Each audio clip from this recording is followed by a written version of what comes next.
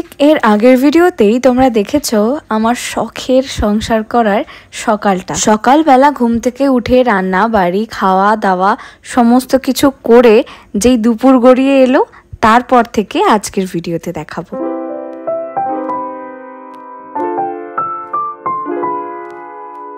ভাত খেয়ে যে ঘরে এলাম, চুলে হাত দিতেই দেখি চুলের ভেতরটা পুরো ভেজা। একটু একটু যেই শোকানো শুরু করে তখনই আবার যে পরিমাণ ঘাম হয় তখন বোঝাই যায় না এটা কি ওই স্নানের জলে ভেজা না ঘামে ভেজা। আর এই স্ট্রেটনিং করা চুল সবসময় খোপা করেও রাখতে পারি না, কারণ এই চুলে ভাঁজ পড়ে যাবে। আগের বছর পুজোর আগে অক্টোবরে করেছিলাম, আবার দেখতে দেখতে দেখো নতুন আরেকটা পুজোও চলে এলো। এই একটা বছরে কালার করেছি, এটা করেছি ওটা করেছি।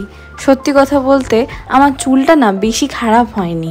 আমি চুলে প্রচুর পরিমাণে কন্ডিশনারটা ইউজ করি, সেটাও আবার লেন্থে। হ্যাঁ, অবশ্যই কালার করার পর দরকারের থেকে একটু বেশি কন্ডিশনারটা আমার লাগে।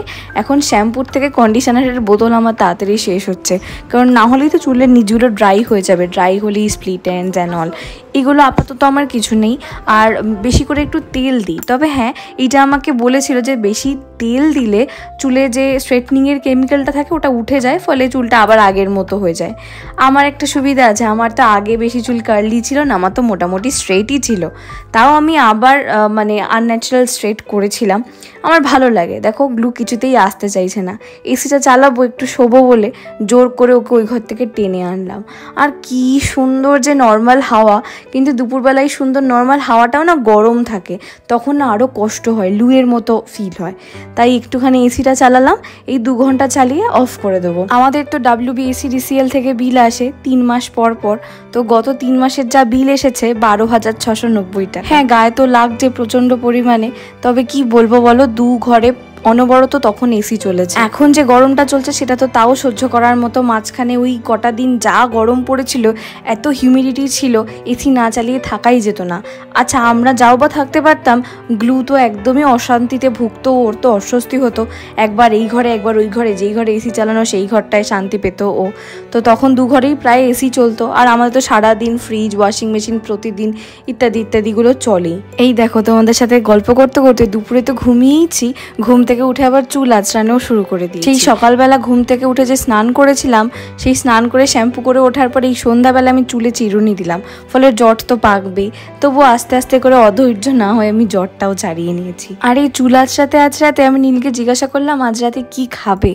নীল বলল যে সবই কি আছে নাকি নতুন করে কিছু বানাবে।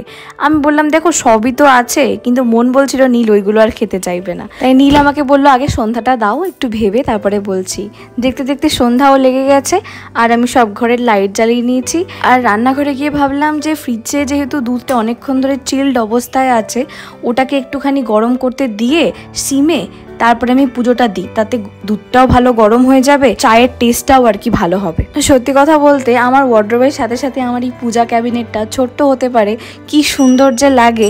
তবে হ্যাঁ, ঠাকুরগুলোর গায়ে না একটু ভালো করে ধুলো পড়ে গেছে, ওদের সবাইকে নামিয়ে একদিন একটু সাবান জল দিয়ে পরিষ্কার করতে হবে। আমাদের গ্লুটা খুব ভীতু জানো তো, এই ঘন্টিটা বাজালেই না কি যে ভয় পায়, ওর জ্বালায় আমি বেশিক্ষণ বাজাতে পারি। দেখো সন্ধ্যে 6:30 বাজে, আর যে দুধটা জাল করতে দিয়েছিলাম সে জাল হতে হতে এখন আমি দিয়ে দিলাম চা পাতা। নীলকে জিজ্ঞাসা করলাম কি গো ভাবলে কি খাবে। ও আমাকে বলে যে ওই ফ্রিজে চিকেন নাগেটস আছে না, ওইগুলো একটু ভেজে দাও তো। আমি ভেবেছিলাম ভুলে গেছে, যত ভুলে যায় ততই ভালো, এগুলো যত কম খেতে চায়। তবে হ্যাঁ, এটাও সত্যি যে অনেক দিন ধরে ফ্রিজের মধ্যে এটা ছিল, এটা ভেজে না ফেলে ঠিক হতো না। ঠিক দেখলাম মনে আছে আর বলছে ওটা ভেজে দাও, তাই আর কথা না বাড়িয়ে আমি এটা ভেজে দিলাম। 6টা করে দুজনের পিস হলো, 12টাই ছিল। কি যে সুস্বাদু খেতে। হরিণঘাটার যাবতীয় আইটেম আমার এত পছন্দ, কি বলবো। তোমরা যারা খেয়েছো একটু কমেন্ট করো, আর যারা এখনও টেস্ট করোনি হরিণঘাটার খাবার দাবার, তারা একবার খেয়ে তারপরে আমায় এসে কমেন্ট করো।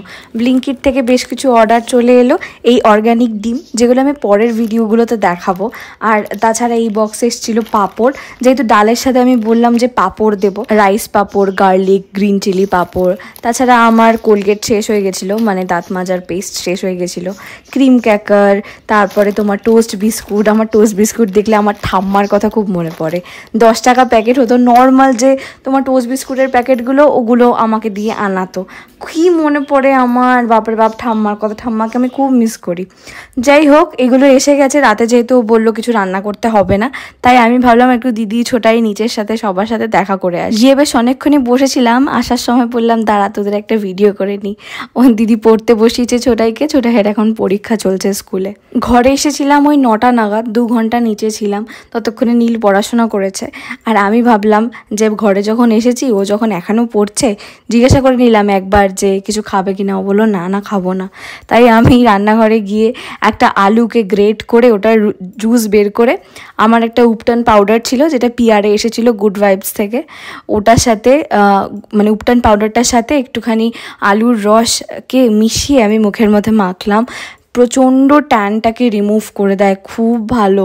আমি তো এটা বেশি করে ঘন করে মুখের মধ্যে মাখি, আর যেটা লেফট ওভার থাকে ওটা হয় হাতে নয় পায়ের পাতায়, এগুলোতে মেখে নিই। কী যে ভালো রেজাল্ট, তোমাকে বলার বাইরে। যতদিন না ইউজ করবে বুঝতে পারবে না। তবে হ্যাঁ, অনেক সময় কি হতে পারে, উপটান পাউডারটা গ্র্যানুয়ালসটা একটু হার্ড আছে, তো ওটা যদি মুখের মানে খুব সেন্সিটিভ স্কিন হয়, মুখে তোমাদের পিম্পল হয়ে যেতে পারে। বডিতে তো কিছু হবে না। যাই হোক, এটা আমি মোটা করে মেখে নিলাম, আর যতক্ষণ পারলাম, মানে খুব তাড়াতাড়ি এটা টেনে যায় যদিও, তবেও আমি 15-20 মিনিট তো রেখেইছি। রেখে তারপর একটু গরম জল দিয়ে ভালো করে ওয়াশ করে নিলাম। গরম জলটা আমি নর্মাল গ্যাসে করিনি, ওই গিজার অন করে নিয়েছিলাম। গিজার অন করে তোমার নর্মাল বাথরুমের কলের জল দিয়ে এটাকে মুছে নিই। আর ফেসটাকে ক্লিন করার পর দেখি আমার জামায় আবার ফেস প্যাকটা লেগে গেছে। যাই হোক, ফেসটা যেহেতু প্রচণ্ড ড্রাই হয়ে যায় এটা ইউজ করার পর, তবে হ্যাঁ ডিপ ক্লিন তো হয়, তাই জন্য এই আইস রোলারটা ফেসের মধ্যে ইউজ করি। এটা আমি মনে হয় অ্যামাজন থেকেই কিনেছিলাম। চোরকাটার ফাইন্ডসে দেখিয়েছি, মনে হয় প্রথম ভিডিওর মানে প্রথম এপিসোডটার ফার্স্ট প্রোডাক্ট এটাই ছিল। এটা মেইনলি একটা কম্বোতে এসেছিল, এর সাথে জেড স্টোন, জেড রোলার সব ছিল, খুবই কম দামে ছিল। তোমরা ওই এপিসোডটা চেক করলে দেখতে পাবে, আমি পুরো দেখিয়েছি। আর আগের একটা শর্টসে আমি দেখেছিলাম এই তেলটা, এটা আমি কেরালা থেকেই এনেছি। এটা কোনো আদিবাসী তেল নয়, এটা নীলি ভৃঙ্গাদি তেল। একজন বলেছে আমি মিথ্যে বলছি, এটা আদিবাসী তেল আমি ইউজ করছি। আমার মিথ্যে বলার কি আছে, আদিবাসী তেলের এখন অনেক ট্রেন্ড। এটা সত্যি যদি আমার কাছে থাকতো তাহলে আমি অবভিয়াসলি ফ্লেক্স করতে পারতাম, কিন্তু না, এটা একদমই আদিবাসী তেল না, এটার নাম নীলি ভৃঙ্গাদি তেল। এটার স্মেলটা পুরোটাই নারকেল তেলের। নারকেল তেলের মধ্যে অন্য অনেক কিছু দেওয়া, সেটা আমি জানি না কী কী দেওয়া, লেখা আছে বটলের গায়ে, আমি পড়ে দেখিনি সত্যি কথা বলতে। তারপরে আমি দেখো এই জেড রোলারটা মেনলি ওই আইস টিউবটার সাথে এসেছিলো, ওটাই কম্বোতে ছিল, খুবই ভালো কোয়ালিটি গো, খুবই ভালো লেগেছে। যাই হোক, হয়ে গেছে আমার এখন স্কিন কেয়ার করার রাত্রিবেলা। এখন আমি দেখছি চুলের মধ্যে ভালো করে তেলটা দিয়ে নেব। শুধু রূপচর্চা করলেই হবে, খাবো কি, খেতে তো হবে। এই তোমার পিৎজা ব্রেডটা, এই পিৎজা ব্রেডটাকেও আমি ভাবলাম যে যাক, নাগেটসটাও শেষ হয়ে গেছে, পিৎজা ব্রেডটাও শেষ করে দিই। ওই তোমার ক্যাপসিকাম আর পেঁয়াজ কেটে ওটাকে একটু সটে করে নীলই করলো আর কি। আমি কোনো দিন আগে ঘরের মধ্যে পিৎজা এরকমভাবে বানাইনি, যদিও এটা বানানোর কিছুই নেই, পিৎজা ব্রেডটাই তো মেনলি বানানোর মতো, বাকি তো সব ওপর থেকে অ্যাজ আ টপিংস যায়। তো আমি নীলকেই বললাম যে নীল দেখো, তুমি পাশে দাঁড়িয়ে দাঁড়িয়ে দেখো আমি ঠিক করছি কিনা। তো এটা তো মেনলি তোমার করলাম হচ্ছে কর্ন পনির পিৎজা। যেহেতু আর চিকেন খেতে না বেশি, আমার চিকেন খেতে এখন সব থেকে খারাপ লাগে। আগে চিকেনের জন্য আমি কি ক্রেভ করতাম। প্রথমে কর্নটাকে সিদ্ধ করে নিয়ে ওটাকে রেখে দিলাম, একটু নুন দিয়ে সেদ্ধ করেছিলাম, তাতে মানে কর্নটা টেস্টলেস লাগে না আর কি। তারপরে তোমার ওই চিজ, তারপরে pizza pasta sauce, normal sauce toss দিয়ে সবগুলোকে মাখিয়ে ওই ডোটাকে জাস্ট মানে ওই ব্রেডটাকে জাস্ট তৈরি করা। তো আমি বললাম তুমি চিজটাকে গ্রেট করে দাও। আমি চিজ কখনো এর আগে গ্রেট করিনি, তো বেকার ছড়িয়ে লাভ নেই। একবার নীলের কাছ থেকে একটা পিৎজার ডেমো দেখে নিলে পরের বার থেকে আমি করে দিতে পারবো। আমার প্রথমে যত ইজি কাজই হোক, প্রথমে আমার একা করতে খুব ভয় লাগে। আমার সামনে যদি কেউ একবার করে দিল, তো ওটা যদি আমি পারি তারপর থেকে করবো, না হলে মনে হয় কি আমি যদি জিনিসটা নষ্ট করে দিই। তারপরে নীল প্রথমে একটা করে দেখিয়ে দিল, তারপরে প্রত্যেকটাই আমিই করেছি, আরও 3খানা করেছি আর কি, বেশিক্ষণ সময় লাগে না। ওই মাইক্রো ওভেনে দেওয়ার পর 5 মিনিট আমি ওয়েট করেছি অ্যান্ড দেন তারপরে বের করে নিয়েছি। প্রচণ্ড সুন্দর খেতে হয়েছিল। আর পনিরটা তো ওই যে আমাদের দুধ দিতে আসে তার কাছ থেকেই নিই, তো খেতে প্রচণ্ড সুস্বাদু আর ফুলফিলিংও ছিল। নীল আবার পিৎজাটাকে একটুখানি কেটে নিচ্ছে, তবে আমি যেই পিৎজাগুলো আবার বানিয়েছি সেগুলো আমি আবার কেটে বানাইনি, আমি নর্মালি রেখেছিলাম আর আমি নর্মাল পিৎজার মতোই খেয়েছি। রাত্রিবেলা নীল আর কি গাড়ি কিনবে খুব তাড়াতাড়ি না হলেও 1-1.5 বছরের মধ্যে। তবে আমি নীলকে এটাই বলেছি যে গাড়ি কেনা যতটা সহজ ওটাকে মেনটেন করা কিন্তু অনেক কঠিন। একটা এক্স অ্যামাউন্ট অফ টাকা থাকলে কিন্তু গাড়ি কেনা যায়, কিন্তু ওই সেই পরিমাণ ক্যাপিটাল না থাকলে এই গাড়িটাকে পোষা কিন্তু অনেক কঠিন হয়ে যায়। তো সেটা বুঝেই কিনো। শিখছো, খুব ভালো কথা, শেখো। আমাদের গাড়ি করে শিখছে, কিছুদিন পর আবার কোনো ড্রাইভিং স্কুলে ভর্তি হবে, ওই তোমার লাইসেন্সটা ওখান থেকে হয়ে যাবে, তাই জন্য।